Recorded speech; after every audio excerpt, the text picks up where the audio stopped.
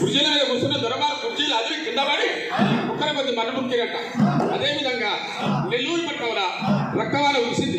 ఆ విధంగా మాత్రం మాతమ్మ కురువల అగ్ని వర్షం కురిసింది. నారాయణ రాజులల్లా నాటరాజు తెట్టివాడు, తెట్టిరాజు కొడుకు, పెదవదేవుకు కొడుకు, కోరుపలు లాస్టుకు ఓరగలు. నెల్లూరు పట్టణంలో అక్కడ మేపులకు పోయి నెల్లూరు దొరవారిని కూడా ఓడించిండు. నెల్లూరు దొరవారిని నలుపు సిద్ధిరాజుతోని యుద్ధములు బట్టి అక్కడ ఎన్నో కార్యక్రమాలు చేసిండు కాటమరాజు. నెల్లూరు గడ్డపైన ఎర్రగడ్డ పాటి పైన అక్కడ ఒక దేవుడే నిలిచిండు గుడ్లకొండ పాటి మీద. ఆ నెల్లూరు ఏరియాలో మన కాటమరాజు అంటే మన చరిత్ర, మనకు యాదవులకు సంబంధించిన ఆయన. మేము ఆవుల మంద మీద కావుబట్టి మధ్యస్థ భక్తుల మీద మాది యాదవుల సంపత్తి కాబట్టి ఈ ప్రోగ్రాం పెట్టింది ఈ యాదవుల కుటుంబం గురించి నేను ఒక తెలియజేస్తున్న కాటరాజు పుట్టింది కాబట్టి నేను ఎన్నెన్నో